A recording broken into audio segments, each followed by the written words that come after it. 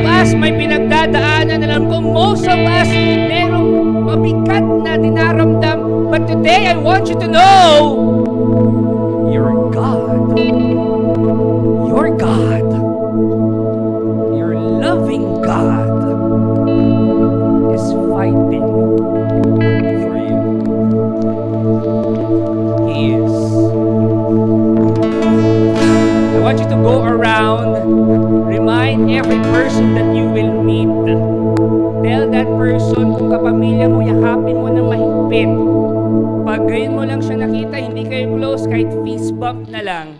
And tell that person, remind him or her, kailangan niyang marinig to. Your God is fighting for you. Face Dagupan, are you ready to share some love today? Hindi ko kayo marinig. Face Dagupan, are you ready to share some love today? If you're ready, Face Dagupan, unleash the love! God is fighting for you. He is. Are you ready to pray our favorite prayer at the feast? If you have your novena to God's love, the list of your dreams, pwede nyo pong ilabas. Kung hindi nyo naman po dala at wala pa kayong copy nito, it's okay. Just want you to raise up your hands. Kung komportable po sa inyo at hindi awkward sa inyong gawin, just raise your hand, lift up all your prayers, lift up all your dreams. This is one of my favorite segments ng Feast Dagupan. Why? We do not just pray our family prayer. We also pray for one another's dreams. Imagine that many people, your co-feasters, praying for your prayers. How amazing that is. Feast Dagupan, are you ready? Let's make the sign of our faith slowly and meaningfully. We say in the name of the Father, and of the Son, and of the Holy Spirit, Amen. Together we say, today I receive all of God's love for me. Today I open myself to the unbounded, limitless, overflowing abundance of God's universe. Today I open myself to God's blessings, healing, and miracles. Today I open myself to God's Word, so I become more like Jesus every day. Today I proclaim that I am God's beloved. I am God's servant. Sigaw mo! And because I am blessed, I am blessing the world. In Jesus' name, amen. Friends, this is the Word of God that tells you, I am fighting for you. And I would die for you. Fighting for you. We honor the Word. We sing.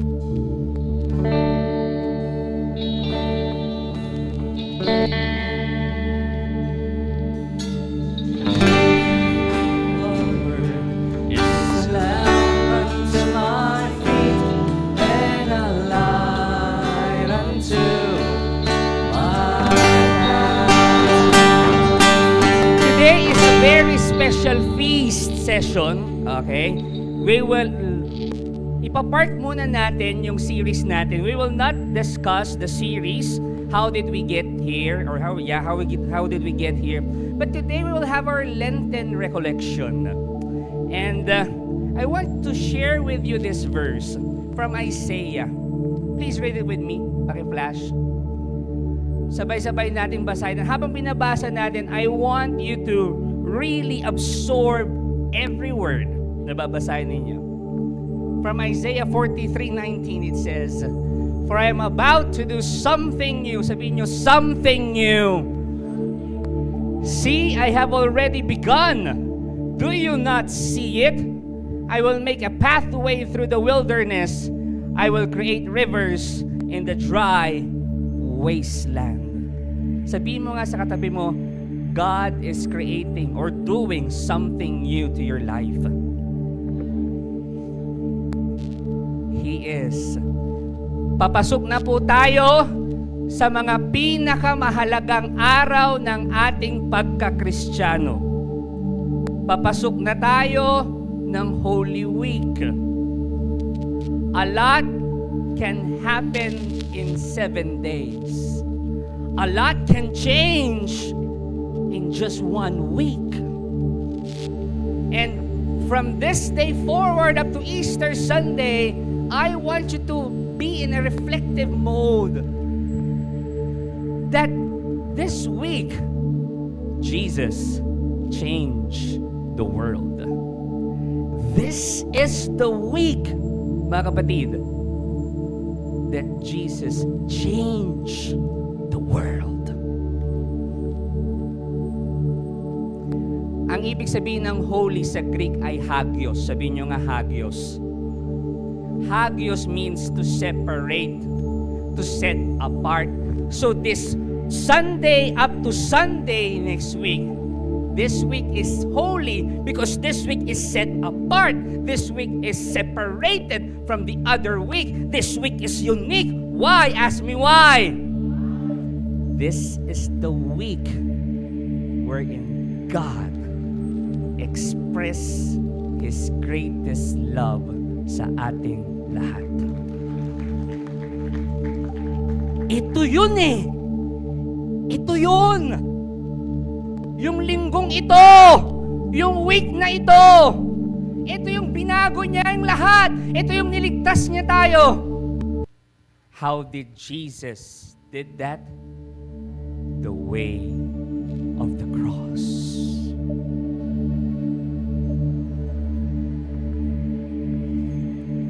The first sin of the sin of our first parents made us have that gap from the Lord. Nung nagkasala si Adan at si Eva, nagkaroon ng gap. Hindi na tayo konektado sa Diyos. At para mabayaran yun, kailangan yung ibabayad. I want to explain this. Kahit anong i-offer nila Adan at Eva para mabayaran yung kasalanan nila, walang makakapantay ng pagbabayad na yun. Why? Ask me why. Nagkasala sila. I want you to absorb this. Listen to this. Divine, human. Nagkasala sila sa divine, sa Diyos. So lahat ng i-offer nila galing sa kanila, galing sa tao, hindi papantay yun sa Diyos. Am I making sense? At kailanman hindi papantay yun. But think with me here. Pakinggan nyo to. What did God do? Alam niya na anuman ang i-offer nila, hindi papantay yun to atone the sins na ginawa nila. Ang Diyos na mismo ang gumawa ng paraan. Anong ginawa niya? Pinadala niya yung anak niya, Jesus. Listen to this, huwag niyong palagpasin to. Jesus, 100% human, 100% God. Only Jesus is the perfect offering, perfect sacrifice to atone our sins. Why? Ask me why. Jesus, 100% man. He can represent all of us. Why? Jesus, 100% man. Tao. Jesus, 100% divine. God. So yung offering niya, yung sarili niya, ganun kahalaga, ganun ang value sa Diyos. Pantay. Am I making sense? That's why Jesus is the perfect sacrifice. Ang Diyos na ang gumawa ng paraan para maging close tayo uli. And right now in your life, I may not know what is happening in your life, but God is doing something new. God is doing something new in your life. We pray, Jesus, thank you for giving your life to all of us. Thank you for loving us. Today, Jesus, as we enter the most holy days in our lives, Christian living, Lord, please grant us the grace to really absorb your message and feel your love, especially in these coming days. May we also love you. Hindi man kapantay ng pagmamahal mo sa amin, pero Panginoon, naway mas mahalin ka rin namin kumpara sa pagmamahal namin sa iyo dati as we enter this holy week. This we ask. In Jesus' name we pray. Amen. Sing to the word.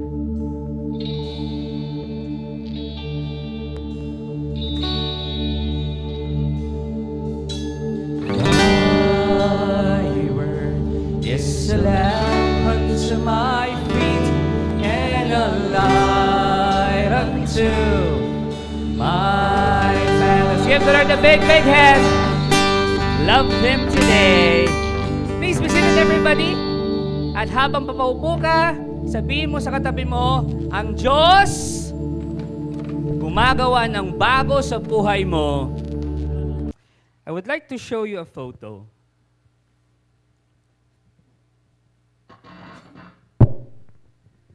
I don't know if you can clearly see it, but I hope kahit papano you have a glimpse. Sabi ni Whitney Houston, the greatest love of all is loving yourself. I beg to disagree. The greatest love of all is this. This is my favorite image of Jesus. Not the smiling one, not the welcoming one. As bloody as it is, as dirty as it is, this is love. That is the greatest love of all.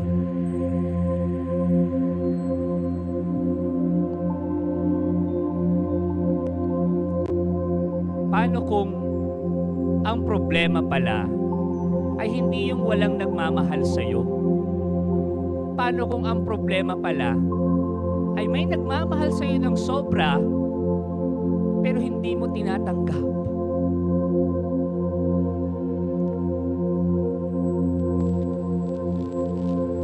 Jesus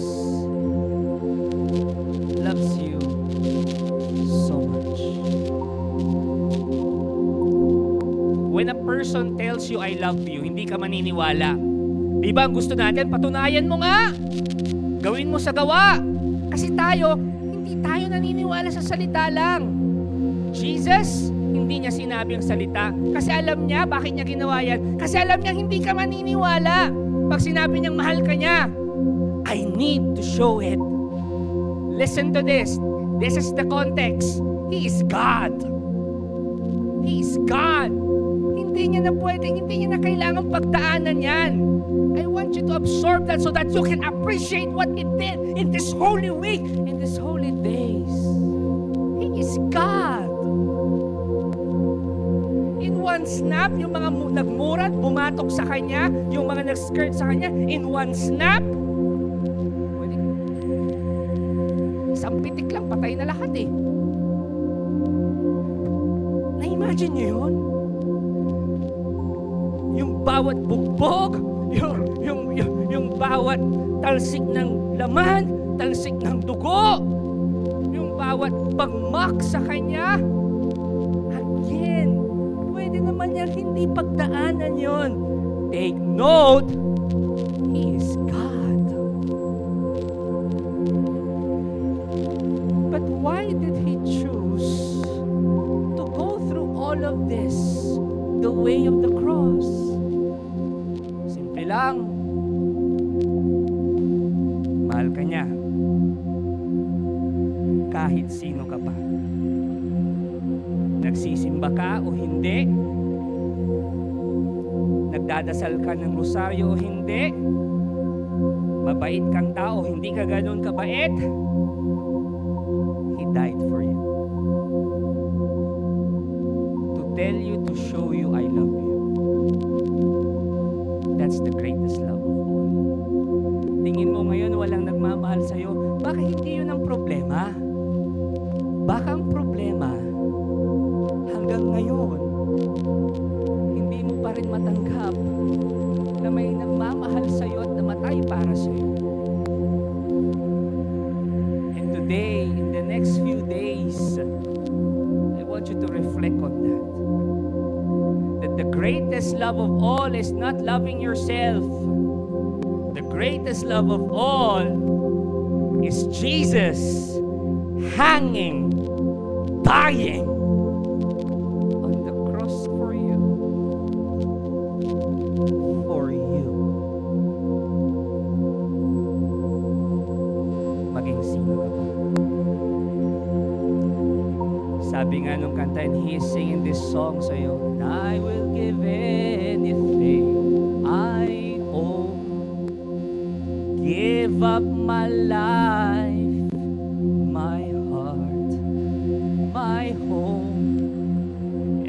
would give everything I own, even my life, just to have you back again. This Holy Week, He is inviting us to come back to Him. Huwag ka nang mahiya. Brother Bars, makasalanan pa ako ngayon. Hindi ko maiwanan yung bisyo ko. Go to Him. Hindi mo kailangan maging perfecto para, no. Ano ka ngayon? Just go to Him. Go to Him. Meron ka pa hindi maiwasan na kasalanan, just go to Him. Go to Him.